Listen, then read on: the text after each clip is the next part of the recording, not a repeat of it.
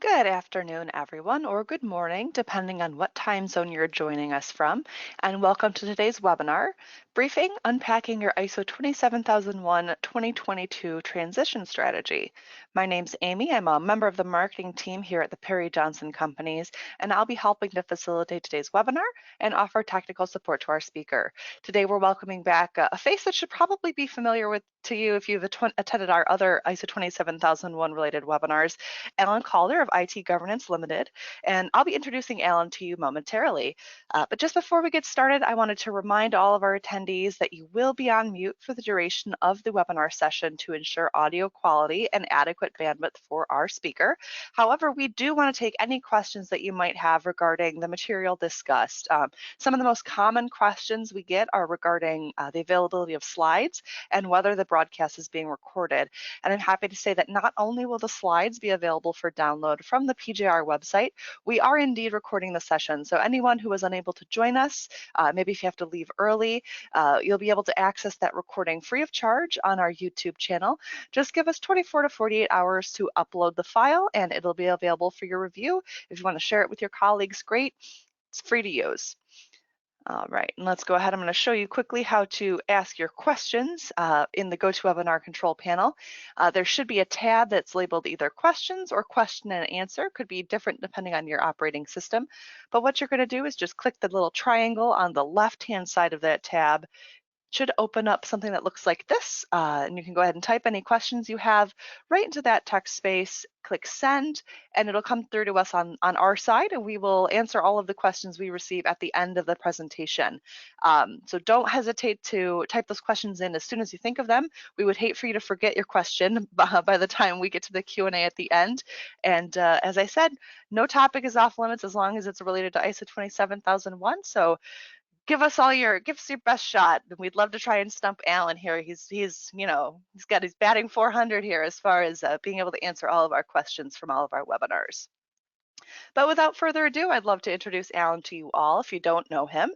Alan is the founder and executive chairman of IT Governance Limited.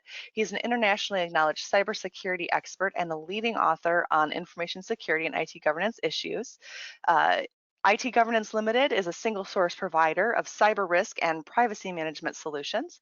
He literally co-wrote the definitive guide, IT Governance, and the International Guide to Data Security and ISO 27001/27002 with Steve Watkins, which is the basis for the UK Open University's postgraduate course on information security. He's also written a number of other popular books on ISO 27001 and the EU's GDPR, including the popular EU General Data Protection Regulation, GDPR, an implementation and compliance guide, which provides a clear and comprehensive guide to the regulation while setting out the obligations of data processors and controllers. Alan, welcome back. Thank you again for joining us once more. I'm going to go ahead and give you control of the slides, and you can go ahead whenever you're ready. Grand. Thank you very much, Amy, and good afternoon, ladies and gentlemen. Good morning, and welcome to this webinar on the range of approaches you can adopt to transitioning your ISO 27001 management system. The changes introduced by ISO 27001 is really the logical first place to start. And as Amy said, if you have questions as I go through the webinar, please do stick them in the Q&A or chat boxes. We'll pick them up and answer them at the end. But the changes are quite substantial. And in talking about them, we're drawing on our experience across about 20 years of helping organizations implement ISO 27001. We've got a huge range of products and services which basically come down to saying whatever it is that you need to get you from point A to point B, or even point Z on ISO 27001, we're here for you. We can do that. A range of companies inside the group all provide components of what can be a comprehensive service that we've delivered so far to something in excess of 12,000 clients across the 5 continents. As Amy said, I've been doing this all for a long time. I write about it, but I'm going to talk today about, first of all, the changes introduced by ISO 27001-2022, how the new version affects organizations that are starting out on the implementation journey, what it means for organizations who already have an information security management system certified to the previous version of ISO 27001, what an effective transition strategy might have as its key components, and then it's a bit about practical advice and solutions for making the transition. That's the agenda for the day. As I said, I'm starting with the changes that 27001 2022 brought in. And you've got to look at those changes against the background of the fact that the last version of the standard was published in 2013. So that's nearly a decade ago, the standard that we've been working on. The new version was published on October the 25th, 2022. And the publication date is important, certainly the month, not so much the day, when understanding the time limits that are involved in what a transition strategy might have to work within. Lots of anticipation for new ISO 27001, not so much around the management system itself, but more around the controls, and a recognition that in the nigh on 10 years since ISO 27001 2013, not only has there been a huge change in the operating and risk environment, but also many more regulations, particularly around data protection, have come in, and therefore organizations need to adapt and update how they go about managing information security. And the new standard very much recognizes that. So likely transition timetable, when 27001 2022, what does transition look like? Typically, it takes accreditation bodies, that's the national accreditation body, of which there's typically one per country, about 6 months from the date on which the standard is published, to create a certification scheme for the new version of the standard. And that means that's 6 months within which they think about how information and evidence around the new version of the standard should be gathered, reported, the various governance components of the new certification framework might look like, put it in place, and offer it to the certification bodies which depend on it for accreditation, for them to be accredited to deliver services, certification services, in relation to the new standard. Typically, there's a transition period, usually of about 18 months before certification bodies are ready to provide certification services.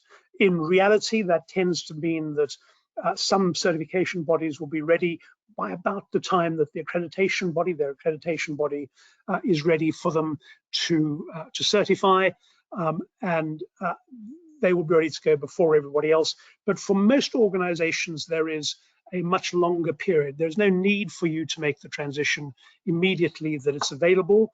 You've got typically a drop dead date, which is typically round about 3 years from the date on which the standard was published. So compliance becomes mandatory at a certain point. And that really means that for most organizations, and I'll come back to the exact dates, for most organizations, it has been possible now for some months to say, okay, we're going to still finish our certification journey against ISO 27001 2013, and we're going to make a conversion a bit later on to ISO 27001 2022. Alternatively, you could seek to certify right now against ISO 27001 2022. That's a kind of commercial decision to make. It's not driven by the regulatory framework.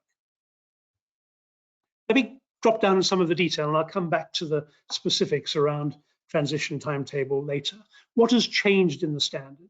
And the answer in clauses 4 through 10, the main body of the standard, is not a lot, which is why there isn't, from my perspective, a lot of pressure to go straight away to ISO 27001 2022. It's not so different as a standard that you'd be wasting a lot of time and energy from a management system point of view if you stuck with 2013. And sticking with 2013 has some advantages, because there are lots of people who know how to implement it, know how to audit it. Certification bodies are well established. You could get competitive prices for certification, all those kind of things. So what has changed? Well, they're mostly, you'd think, cosmetic. The cosmetic impacts can be fairly significant, but In context and scope, that's clause 4 of the management standard. The requirement now is to identify the relevant requirements of interested parties, not just the requirements. In other words, it allows for the possibility that some interested parties, customers, regulators, might have requirements which are not relevant to an information security management system. So that's just a greater distinction which enables you to be very clear that you're only focusing on those aspects of the requirements of the range of interested parties you have that relates to information within the scope of the management system. And the information security management system scope now explicitly includes the processes needed to achieve the objectives of the management system and their interaction. So there's a clear pointer there that you should be thinking, if you haven't already, about process mapping and identifying what the key processes are, particularly the processes which exist outside the boundaries of the organization and which might draw in third parties, and where you'll need to think clearly about how scoping will work.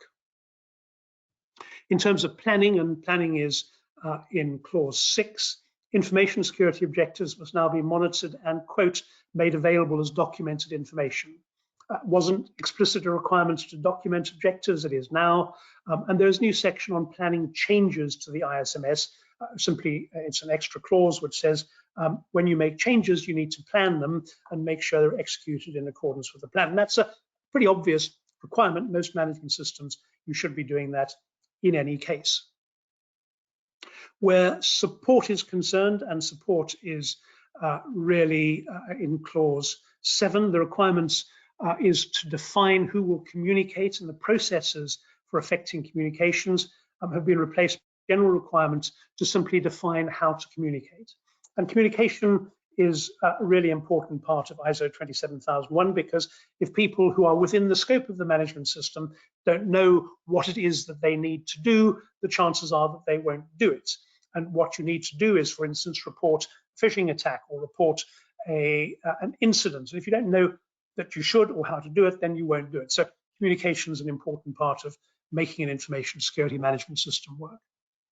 Clause 8 deals with the operation of the management system. The requirement is to establish criteria for processes that will implement the actions that you identified in clause 6 when you planned what you were going to do. Planning, of course, is the risk assessment process, and nothing really has changed in the risk assessment process other than ISO 27005 has been, pardon me, updated. Organizations are also now required to control externally provided processes, products or services that are stress relevant to the ISMS rather than just processes. So that's a broadening of the requirements over what was in the 2013 standard, externally provided products and services that are relevant to the ISMS. And then clauses 9 and 10, which deal with performance and evaluation. The ISO 27001:2022 has some minor changes around methods of monitoring, measuring, analyzing, and evaluating the effectiveness of the ISMS, and changes around tracking how the needs and expectations of interested parties are being met. Relatively minor changes, very easy. 15 minutes worth of change to an ISO 27001:2013 set of documents, maybe slightly more in terms of how that rolls out in action, but it's not a huge set of changes. Where the big changes take place, though, are possibly in Annex A.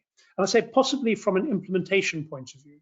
Annex A has been revised to match ISO 27002:2022, which was published a bit earlier in 2022. And it's a very different makeup of controls, and I'll come back to the makeup of that shortly, but that's where there is a lot of change. Now, remember, in ISO 27001, there's no requirement that you implement the controls that are listed in Annex A, because Annex A is a reference control set. In other words, it's the reference point to which you link whatever controls you choose to put in place. And your controls might come from a NIST framework, for instance. They might come from PCI.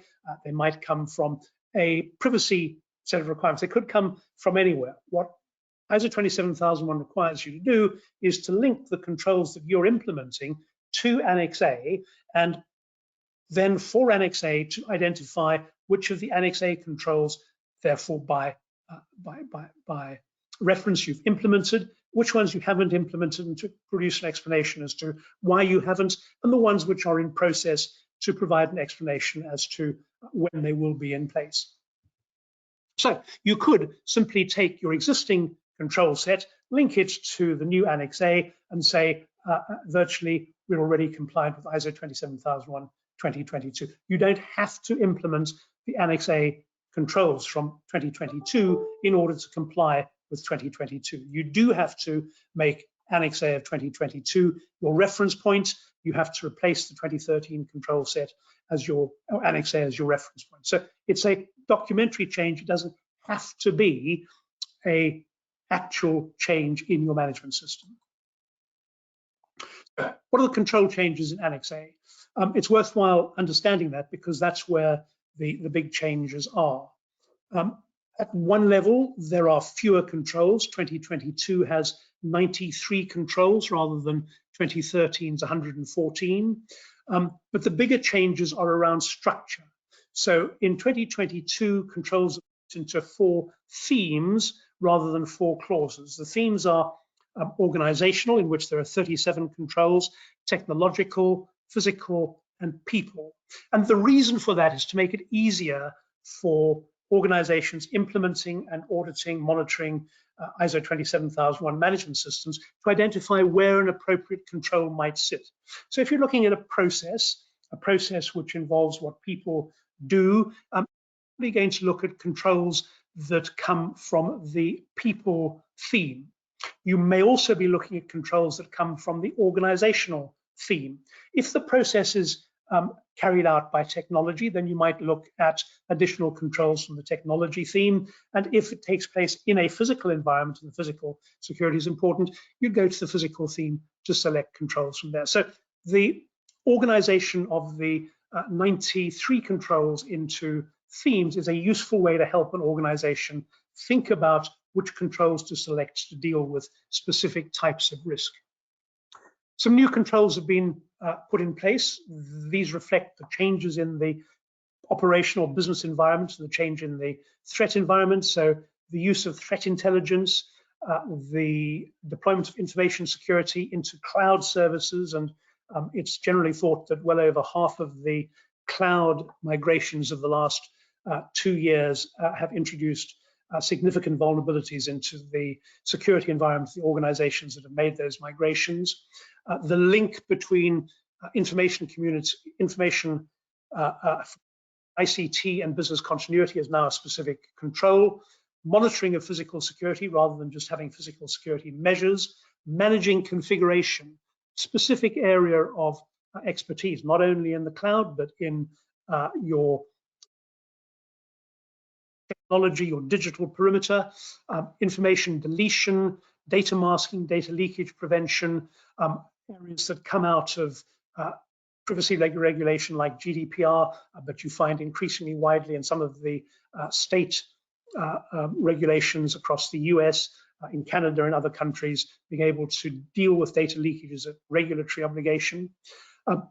New controls around monitoring, as well as web filtering, and of course secure coding, and the ways in which bad actors have been finding their way into code, not only to plant attacks inside code, but to take advantage of poor coding to attack organizations, has led to a recognition that secure coding is a specific control that should be addressed through ISO 27001 for organizations that deploy or develop or work with parties who supply code. So those are the main changes in terms of Annex A. And I'm not going into detail, but just to give you an awareness of how they're put together, because you'll need to think through how you go about selecting and deploying the appropriate controls from that environment. The other change that's happened is that the controls have also had also had 5 attributes applied to them. So for each of 5 attributes, every control now has an identification applies to it. So control type, it might be a preventive, detective, or corrective control. Something like a firewall is a preventive and a detective control.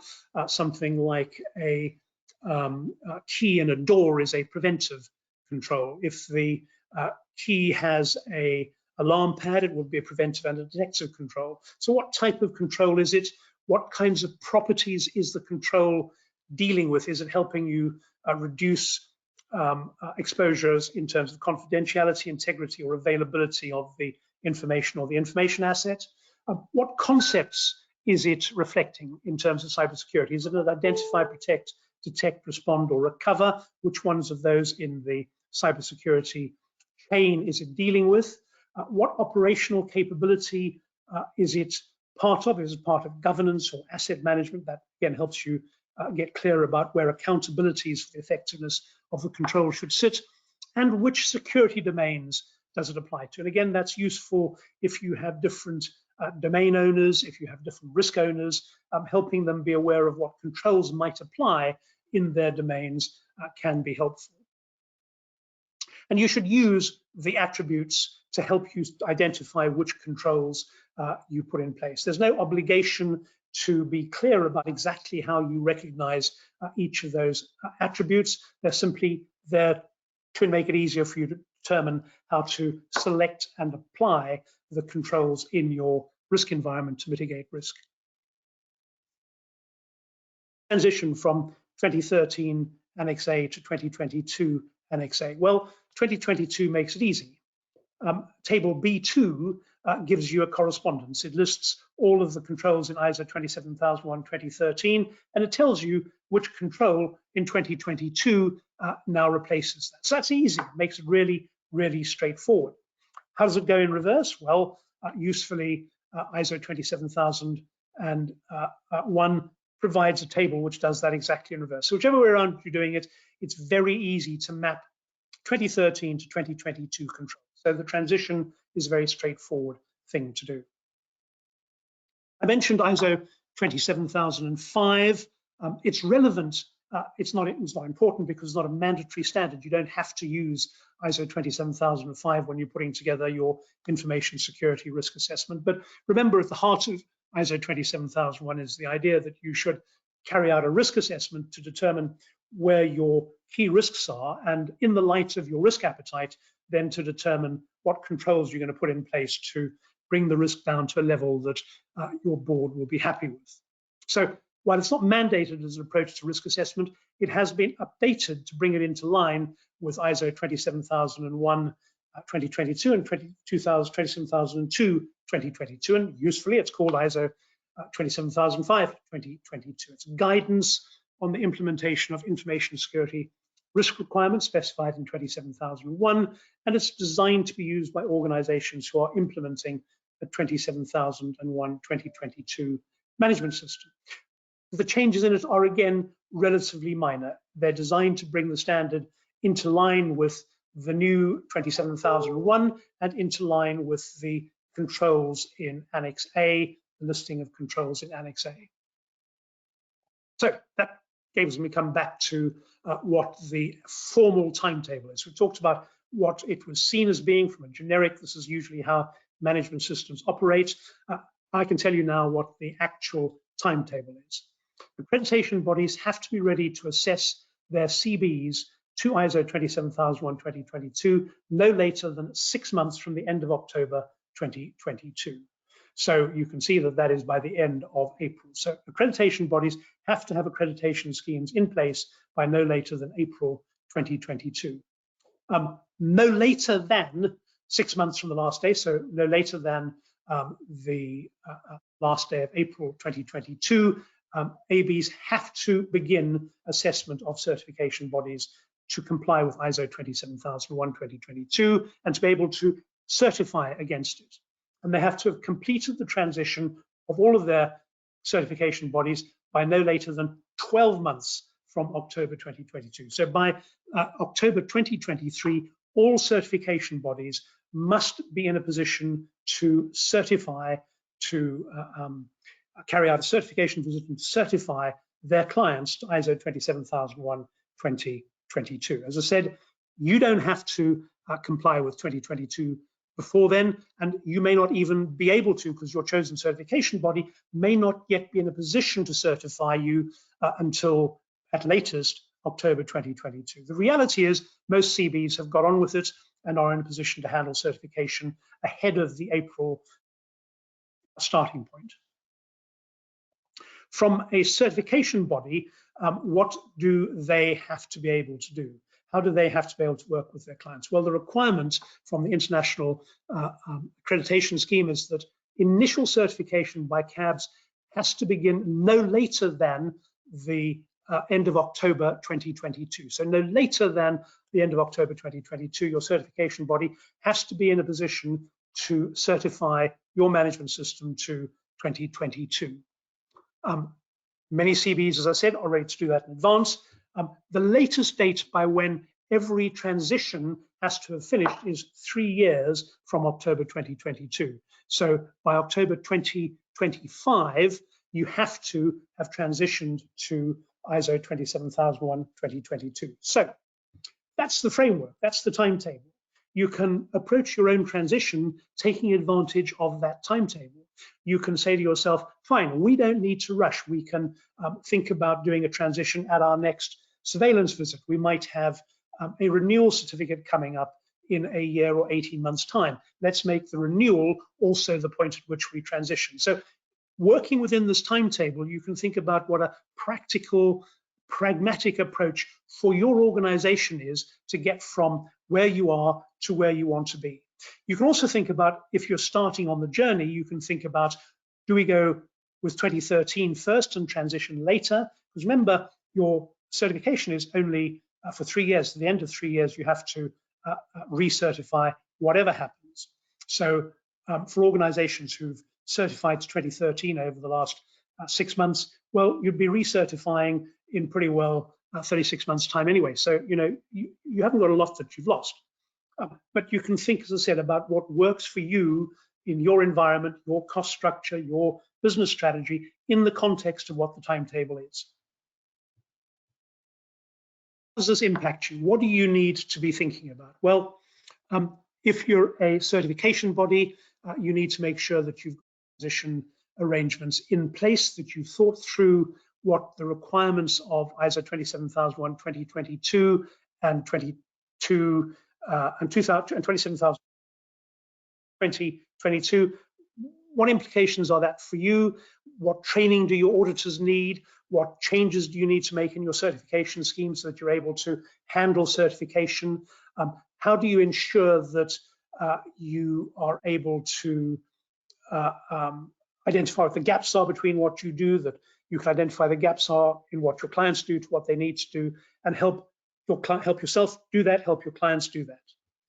If you're an organization who is currently thinking about transition, you need to think about how you're going to prepare for that transition audit, because the CAB, the certification body, could do the transition audit in conjunction with anything else which is already going on. So you could have a surveillance visit going on, you could have a recertification audit going on, or it could be a separate audit. But the reality is that your certification body is allowed to carry out a recertification or certification to 27001:2022 in a way that works for you. You don't have to disrupt your processes. You don't have to have special dispensation. The transition scheme is designed to make it easy for organizations to transition. So the expectation is the transition audit will include a gap analysis of what 27001:2022 requires in comparison to what the existing ISMS had and what the changes are and whether they've been made or not. The certification body will need to see that the statement of applicability has been updated to make Annex A of 2022 the reference control set, and the risk treatment plan needs to have been updated if there have been changes in the actual controls. If there are changes in the effectiveness of the controls or change how the controls are implemented, then there might need to be changes in how those are monitored. And the CB will need to look at all of those. They may carry out that certification transition audit remotely if they ensure that the transition audit objectives have been met. So the guidance for certification bodies, again, is clear, it's objective, it's an international public scheme. So you can, again, understand what the requirements are and make your plans talking to your certification bodies accordingly. So how does the new version affect organizations implementing 27001 for the first time? As I've said a number of times, and I'll kind of focus really on if you're just starting the journey, you've got a choice. Your certification body by now may be ready to certify to 27001 2022. They may not be. You may have the skills and competences in-house to implement a 2022 management system. You may not have. You might have skills and competences for the 2013 version. Remember, it's been around for 9 or 10 years, so there's lots of people with the right skills and competences. You could simply say, let's just do that and transition later. You've got some commercial options. 27001 2013 will not be retired until the end of October 2025. So you can continue certifying to that standard as long as you have clarity about what your transition will look like when you get there.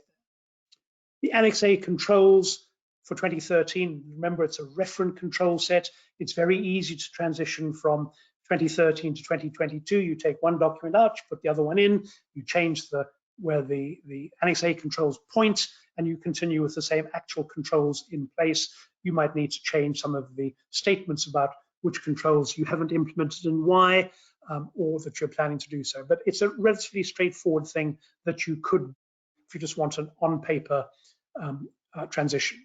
Many organizations will want to go further. They'll want to implement the controls in 2022 Annex A, and so that will need to be part of your planning. Your risk treatment plan will need to get updated. You'll need to drive forward significant improvements in what you do. So you could start, as I said, with 2013. It's a pretty logical option. The other way you could simply start is go, actually, we may as well start with 27001 2022. By the time we're ready for certification, our certification body will be ready to certify us. So let's not give ourselves the challenge of converting. Let's just go straight in with 27001 2022. It's going to take us, depending on your readiness, the size of your organization, it's going to take us between 3 and 12 months to be ready for certification. So let's just get on with doing it to 27001 2022. There may be particular advantages for you from a reputational point of view, from a positioning point of view in your sector, to be able to say we're one of the first organizations to be certified to 2022. We're really on the ball. But it's a commercial choice. You can easily link Annex A controls to compliance obligations much more easily in 2022 with the Annex A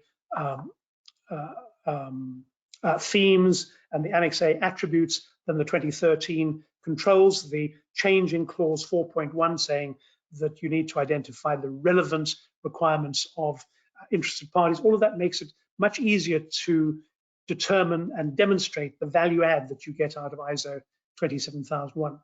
Remember, there may still be, and there may be for a while, some real gaps in terms of commercial availability of relevant products and services. So we, for instance, we're a training provider, amongst other things. We launched our ISO 27001 2022 lead implementer and lead auditor training courses and qualifications through the exam body IBITGQ that we are an approved training organization for. We launched all those over the course of the last 4 to 6 weeks. There was a development timetable. People were able to book onto them, but the first courses were delivered over the course of the last 4 to 6 weeks. And other organizations with training options will be coming available over the course of the next month. So increasingly, there will be commercial products and services available to help you in your journey. You're already certified to ISO 27001 2013. As I said, the thinking is one of you've got just over 2.5 years left to make the transition. It's a 3-year transition period from October 2022. So the question is, what is the right time for you to do this? What are the commercial benefits you get out of moving quickly? What are the commercial benefits you get out of moving slowly? I would say to you that you should bear in mind that there are likely to be a lot of companies who move slowly because that's the nature of the beast, or people who underestimate what their transition timetable will look like. So you could find that in the last 6 to 9 months, the transition period, it's difficult for your certification body to fit you in because they're busy dealing with so many people who've come late to the party. So practically speaking, there are good reasons to say, well, we'll make the transition in our own time, but let's make our own time something like the next 6 to 18 months, so that we're doing this in good time. We're ahead of everybody who comes last. We get some kudos from our customers out of the fact we've done this relatively early. We get the value-added benefits of what 27001 2022 brings. We can begin to build new value out of our information security management system. And that's the kind of logical approach. It's the approach which we as an organization are adopting. We, of course, you would expect would be ready, so we'll transition at our next annual audit. It's a logical kind of way for us to go. Many organizations will do that. If you can plan and carry it out, that's the kind of logical. If you've got tools in place like cyber comply, document kits, other things that I'll mention to you, then some of the documentation transition is made really, really easy for you.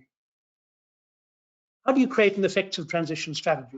Well, obviously, the first thing you need is to decide what it's going to look like. You want management commitment to the transition. It's going to cost you a bit of money, depending on what your transition is going to be. It'll cost you not very much or quite a lot. It depends on what the business objectives are. Remember, you need to document the information security management system objectives. They need to link to business objectives. Create a project team. Relatively small. Again, remember, not IT-led, business-led for preference. Create a project team around doing the transition. Then do a gap analysis. It's a transition requirement. Identify the documents that need to be updated. What are the external processes which now might fall within scope? What are the risk control compliance relationships that you might need to better identify? Allocate tasks, responsibilities, and timelines. Improve your compliance posture wherever possible. That's making clause 4.1, identifying requirements of interested parties, relevant requirements, making that really work for you. This is a good time to think about including one or more of the other standards in the ISO 27000 family in your scope. And there are 3 standards particularly relevant: ISO 27701, ISO 27017, and ISO 27018. You can't get certification against any one of those on a standalone basis. You can only get certification by including it in the scope of your ISO 27001 management system.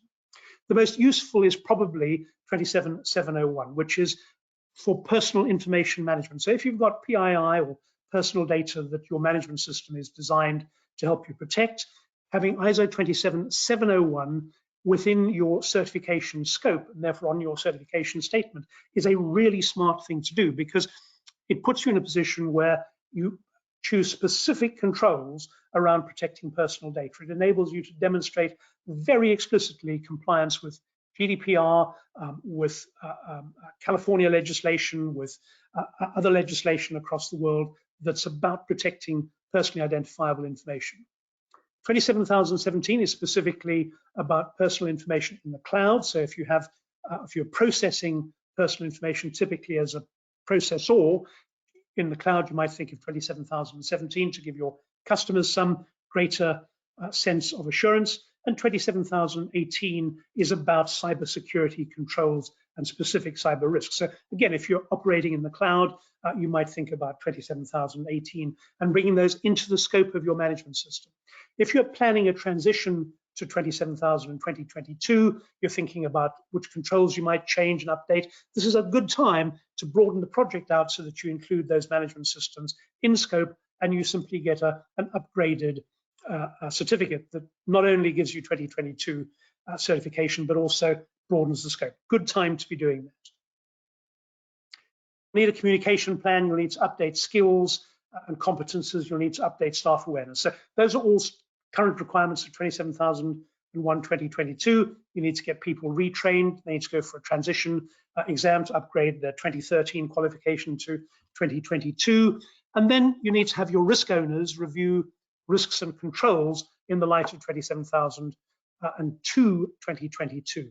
The improvements necessary, because remember, risk owners have to sign off on residual risk, and then make sure that your updated risk treatment plan is complete. You can roll it out, update whatever monitoring you need to do in the light of your rolled out risk treatment plan. Deploy changes to processes and procedures, get them embedded well ahead of your cab visit, and do a round of internal audit against the new standard, complete a management review, exactly the same as you would be doing for a certification, initial certification, or for a recertification. Make sure the whole management demonstrate that it's working and you're driving continual improvement. That's the key components of building a really good transition plan. So what's the kind of areas that you can draw on help to do that? From IT governance, and you get this in the US and the EU, the UK, we can provide training. We have a transition course, so if you've got an IBIT-GQ lead implementer, lead auditor certificate for 2013. Frankly, if you've got one from any other certification body for 2013 and you provide the evidence, you can do a one-day training course with an exam, which enables you to transition to an IBIT-GQ 27001 qualification, which is your demonstration that you have the competence required to carry out the role within ISO 27001 as mandated in clause 7. You can do, if you don't already have the qualification, you can do a lead implementer, a lead audit training course. You will need the competence. You can buy copies of the standards. You're going to comply with them. You should have copies. You can get them from an international standards body. You can get them from our website. It's the same standard. You can go a bit further. You can ask us to basically do the job for you. You can ask us to come along and implement ISO 27001. You could ask us to put together a transition plan for you. Any one of those, we've got in-house the skills and competences to solve the problem for you. And that, ladies and gentlemen, is all of the ways in which we can help you. As I said, hopefully you have some questions, in which case you will have put them into, or if you haven't, you will put them into the chat function, Q&A function. We'll pick up and handle those. And I'm going to handle those against the background, which has got the range of ways in which you can contact us in the US, across Europe, or in the UK through website, through social media, through email, through telephone, through any one of those different things. If you want information, advice, help, as I said, we've done this so many times now. This will be our third transition from one standard to another. We've been doing ISO 27001 for 20 odd years. So do give us a shout. We're very happy to help. And we're very happy to help, of course, you with certification bodies like Perry Johnson, who are ready to help you with certification, who are in a place across the US, EU, UK to handle your certification transition or your initial certification to ISO 27001 2022. Ladies and gentlemen, that's my prepared presentation done. So I'm interested in questions and answering them if you have any. Yeah, great. Thank you so much, Alan, for the presentation as always. Such great information included. We're going to go ahead and take questions now. So if you haven't typed a question in that you had thought of, it doesn't have to necessarily be strictly related to something that that Alan had mentioned. If you have general questions about ISO 27001, 27701, anything in the ISMS sphere, please do let us answer your questions. We're here at your disposal for at least the next 17 minutes if there's enough questions to fill up that time. But it looks like, Alan, we do have a question here regarding book recommendations. Do you have any InfoSec book recommendations for the ISO 27001 2022, if there are any available? There is already, you can get off our website in ebook format or in physical format, I believe, a pocket guide on ISO 27001 2022. So if you go on to any one of our websites, look for books ISO 27001 2022, you'll be able to get that. We have the what will be, I think, the 8th edition of my ISO 27001 should be available within the next couple of months. That's a very comprehensive, it's about a 350-page book on management system and control implementation. And there's a lot of information on our website that you can on our websites that you can access. All right, great. Hopefully that answers your question. We have a question here. It looks like it's coming from someone who has not yet had their initial certification to 27001. They had a point of confusion regarding when you mentioned control of external service providers and suppliers. How exactly, what's involved in controlling an external entity in the context of the standard? So the standard is interested in at the point when you are determining what the scope of the management system should be, as to whether there are processes that are operated by organizations beyond your control, who are not within the direct control of whoever manages your organization, or services provided by them, which are relevant to your information security posture. If there are, then you need to work out how you ensure that they operate in a way that helps you achieve your information security objectives. So, for instance, many organizations may have an external provider of IT services, a managed service provider. By definition, whatever they do is going to be relevant to SMS. Now, they can't fall within the scope of your management system because you don't exercise direct control over them. You can't issue an instruction that the staff of your MSP will instantly obey on pain of dismissal. So you've got to identify the processes which your MSP operates in relation to your business, and what types of controls you put in place around those processes in order to ensure that your information security objectives are achieved. And the type of controls you put in place might be around the basis on which they can access your hardware and software, what kind of information they can store, how they support your rules about identity and access management, for instance. But what ISO 27001 is doing is requiring you to be really clear about processes, products, services provided by third parties that impact your own information security posture. Hopefully that makes it clear. Yeah, absolutely. If you require any more clarification, please do send a follow-up question. Now, Alan, you had mentioned obviously, so other options in the ISO 27 family, such as 27701, 27017, and 18, those don't stand alone without 27001. But are there any changes in the 27001 2022 revision that might influence or interact with those standards? And if you have them, cause you to change anything with how your documentation perhaps is set up? No, I don't think there's anything that directly forces you to choose them as part of your scope. But the reality of the clause 4 requirement that you have to identify interested parties and their relevant requirements would lead you to identify in virtually every jurisdiction that there are parties who are interested in how their personal data, their personally identifiable information is managed. And those parties would include regulators, could include legal bodies, could include customers. And so in thinking about how you're going to demonstrate that you're meeting those relevant requirements, you're probably going to say to yourself, well, the logical way to do that is ISO 27701, because it's going to demonstrate that we have put in place the processes as part of our overall management system, which deal very specifically with security around personal information. And security, of course, is confidentiality, integrity, and availability, the 3 key attributes of any information security management system. They might also lead you to choose 17 or 18 because of the environments or the type of processing you do, and they are very good ways for you to demonstrate within the scope of your ISO 27001 certificate that you have taken due regard to the specific requirements of those interested parties. All right, great. And I will place a quick plug here. Perry Johnson has just recently added 27701 to our roster of available certifications, and we are currently in search of a candidate for our first witness audit to 27701. So if anyone on the webinar today is interested, or listening to the recording later, if anyone's interested in participating in that, please do reach out to PJR. If you go to our website, you can send us a contact form. You can call the number right on the homepage there, and we would love to hear from you if that's something you might be interested in participating with. All right, I'm seeing another question coming in here. And here's a question I was going to ask you myself, Alan, after we wrapped up this webinar.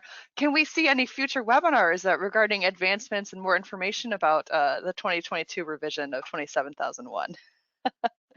very happy to. I mean, it might be worthwhile doing a webinar or two on practical lessons that we learn from working with clients who are making the transition, issues that have come up, particularly around some of the Annex A controls. There are a set of new controls there. Be very happy to do a series of webinars that help listeners and others get better to grips with making Annex A and ISO 27002 2022 really work for them.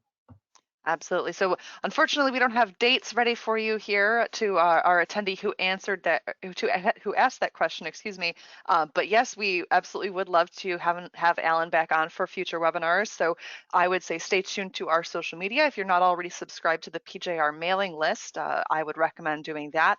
You can do that by going to the pjr.com website. If you scroll all the way down to the bottom, there's a little box where you can type in your email address and click subscribe. And once you confirm your subscription, you'll get all of our webinar updates and other relevant emails right to your inbox. All right, I'm not seeing any other questions coming in just now. Alan, any other general thoughts or advice about the transition to 2022 here?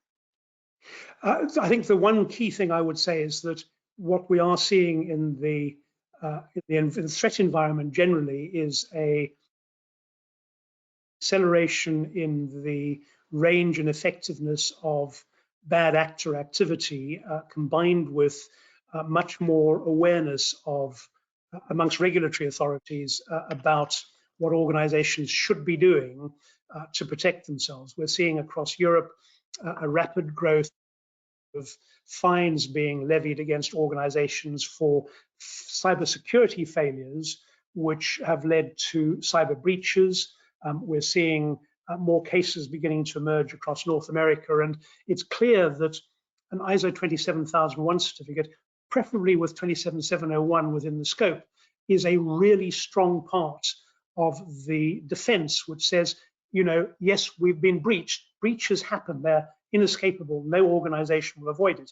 But we actually have deployed best practice to ensure that we limit the impact and likelihood of all breaches. And that's a key argument to make, because it helps you keep the level of investigation carried out by a regulatory body, the size of fines and regulatory follow-up action down to a minimum. In other words, it enables you to get on with doing your own business. And so I would say make the transition in your own time, but get on with it. If you haven't certified, get on with it. It's a key part for organizations in today's environment of demonstrating that actually you are a responsible cyber citizen. All right. Thank you so much again, Alan. Again, we always love having you on for these webinars. It's honestly, I feel like we don't get that many audience questions just because the presentation itself is so very thorough. So we do appreciate that. All right. I will wrap things up here today. I hope everyone has a great rest of your week. It's almost Friday. We're almost there, everyone. Keep an eye out, as I said, for the scheduling of future webinars with Alan on the topic of 27001. And hopefully we'll all see you in a future webinar. Until then, stay safe and stay healthy out there. Bye-bye. Bye-bye.